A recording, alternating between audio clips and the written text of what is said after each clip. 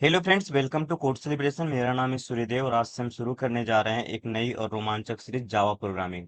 तो इस लेक्चर में हम देखने वाले हैं कि जावा का हिस्ट्री क्या है, जावा इतना पॉपुलर क्यों है, जावा में जेडीके, जेआरई और जेवीएम क्या है, जावा का प्रोग्राम किस तरह से एग्जीक्यूट होती है और जावा के यूजेज क्या है। तो सबसे पहले हम शुरुआत करते हैं जावा का हिस्ट्री से। तो 1990 में एक कंपनी थी सन माइक्रो सिस्टम। वहां के इंजीनियर जेम्स गॉसलिंग और उसकी टीम ने सोचा कि एक नई प्रोग्रामिंग लैंग्वेज बनाया जाए। एक ऐसा लैंग्वेज जो छोटे मोटे डिवाइस जैसे सेटअप बॉक्स और हैंड हेल्ड जैसे डिवाइस पर अच्छे से चल सके। तो उसने इस प्रोजेक्ट का नाम रखा ग्रीन प्रोजेक्ट। उसके बाद 1991 में जेम्स गॉसलिंग ने इस ग्रीन प्रोजेक्ट के तहत एक नई लैंग्वेज पर काम करना शुरू कर दिया और शुरुआत में इस लैंग्वेज का नाम रखा ओक, क्योंकि जेम्स गॉसलिंग जिस ऑफिस में काम करते थे उस ऑफिस के बाहर एक ट्री था ओक का। तो उसी ट्री को देखकर इस लैंग्वेज का नाम रख दिया ओक। फिर बाद में पता चला कि ओक नाम पहले से ही किसी प्रोग्रामिंग लैंग्वेज के लिए यूज हो चुका है, तो उसने इस लैंग्वेज का नाम चेंज करने के बारे में सोचा और वे सभी से पूछ रहे थे कि इस लैंग्वेज का नाम क्या रखा जाए। तो किसी ने इस लैंग्वेज का नाम सिल्क बताया तो किसी ने कुछ और, लेकिन ये सभी नाम किसी को पसंद नहीं आ रहा था। तो वे फिर अपने टीम से पूछे कि जब आप इस लैंग्वेज को बना रहे थे तो आपको सबसे अच्छी चीज क्या लगी। तो सबने बोला जावा, क्योंकि जावा एक इंडोनेशियन कॉफी थी जिसे उनकी टीम काम करते वक्त पीते थे। सबको ये नाम बहुत पसंद आया और इस प्रोग्रामिंग लैंग्वेज का नाम रख दिया जावा, जो कि उस कॉफी का नाम था। आप जावा का लोगो भी देखे होंगे तो एक कप और उसमें कॉफी होती है, तो इस तरह से इस प्रोग्रामिंग लैंग्वेज का नाम जावा रख दिया गया। उसके बाद 1995 में सन माइक्रो सिस्टम ने जावा 1.0 को लॉन्च कर दिया, जिसमें एक फीचर थी वोरा, राइट वंस रन एनीवेयर। मतलब कि आप जावा के कोड को एक बार लिखो और उसे किसी भी प्लेटफॉर्म पे, चाहे वो विंडोज हो, लिनक्स हो या फिर माइक हो, उसे आप रन करवा सकते हैं। तो यही इसमें फीचर था, राइट वंस रन एनीवेयर, जिससे जावा बहुत ही पॉपुलर हो गया। उसके बाद नेट एस्केप एक कंपनी थी जो जावा को अपने ब्राउजर के साथ जोड़ा और जावा के थ्रू उसने छोटे छोटे प्रोग्राम को भी ब्राउजर में इंक्लूड किया, जिससे जावा और भी पॉपुलर हो गया। उसके बाद 2006 और 2007 में सन माइक्रो सिस्टम ने जावा के कोर कोड को ओपन सोर्स कर दिया, जिसपे डेवलपर्स ने और रिसर्च करके जावा को और भी इन्हांस कर दिया, जिससे जावा की पॉपुलैरिटी और भी बढ़ गई। उसके बाद 2010 में जावा को ओरेकल कंपनी ने खरीद लिया और अभी जावा का use web development, mobile application आदि में किया जा रहा है। तो ये थी जावा की हिस्ट्री। नेक्स्ट हम जान लेते हैं कि जावा है क्या। तो जावा एक class based object oriented programming language है। तो अब यहाँ पे क्लास बेस्ड और ऑब्जेक्ट ओरिएंटेड का मतलब क्या है। तो सबसे पहले हम क्लास बेस्ड के बारे में जान लेते हैं। तो जावा का जितने भी कोड होते हैं वो क्लास के अंदर लिखी जाती है।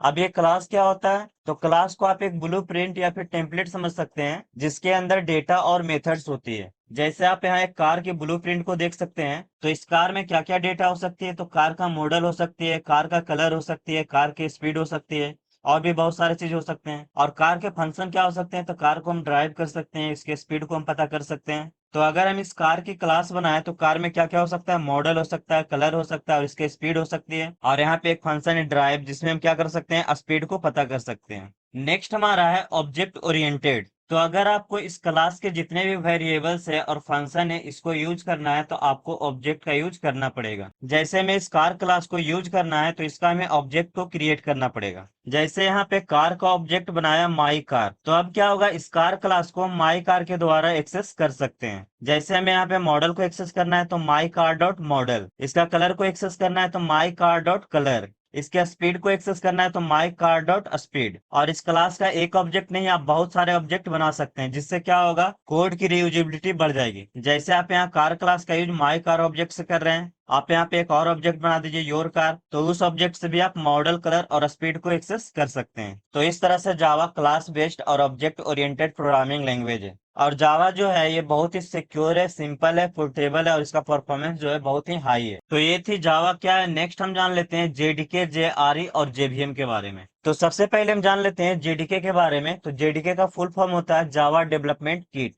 तो जेडीके क्या होता है, तो जावा एप्लीकेशन को डेवलप करने के लिए आपको जितने भी टूल की जरूरत होती है वो सभी जेडीके के अंदर होती है। जैसे कि Java compiler, run time environment, libraries, JVM, ये सभी जेडीके के अंदर होती है। नेक्स्ट हमारा है जेआरए, जावा रन टाइम एनवायरनमेंट। तो जेआरए क्या होती है, एक रिक्वायर्ड एनवायरनमेंट होती है जो जावा प्रोग्राम को रन करवाने में हेल्प करती है। जैसे कि जेवीएम और जावा में जितनी भी लाइब्रेरीज है वो सभी जेआरए के अंदर होती है। नेक्स्ट हमारा है जेवीएम, जावा वर्चुअल मशीन। तो जेवीएम क्या करता है, जावा बाइट कोड को एग्जीक्यूट करने का काम करता है। अब ये बाइट कोड क्या होता है, तो मैं आपको बता दूं कि जावा में जो प्रोग्राम होते हैं वो डायरेक्ट रन नहीं होते हैं। पहले जावा का कोड जावा सी कंपाइलर के द्वारा कंपाइल होता है और वहां से एक फाइल बनाती है जिसका एक्सटेंशन होता है डॉट क्लास, और उसे हम बाइट कोड कहते हैं। और उसके बाद जेवीएम क्या करता है, उस बाइट कोड को हमें रन करवा के हमें आउटपुट देता है। आगे इसे हम और भी अच्छे तरीके से डायग्राम की मदद से समझने वाले हैं। अभी फिलहाल हम इतना जान लेते हैं कि जेवीएम क्या करता है, बाइट कोड को रन करवाता है। और ये सभी ओएस के लिए अलग अलग होती है, लेकिन काम सबका सेम ही होता है। उसके बाद जेवीएम क्या करता है, मेमोरी एलोकेशन और गार्बेज कलेक्शन का भी काम करता है। अब ये मेमोरी एलोकेशन और गार्बेज कलेक्शन क्या है, तो मेमोरी एलोकेशन का मतलब होता है मेमोरी को देना, मतलब किसको कितना मेमोरी देना है वो जेवीएम तय करता है।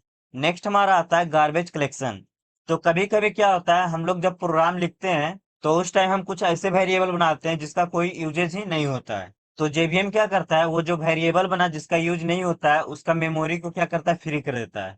तो इस तरह से जेवीएम मेमोरी मैनेजमेंट को भी करता है।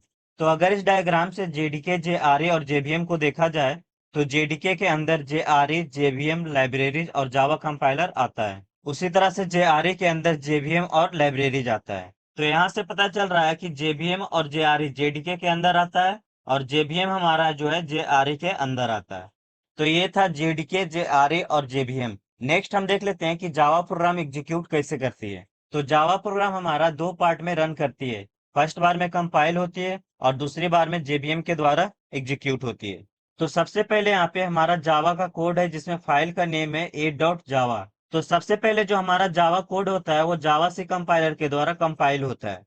और अगर इसमें कोई एरर आया तो हमारा कंपाइलर क्या करेगा, एरर मैसेज शो करेगा और आप फिर से जाके जावा कोड को सुधार सकते हैं।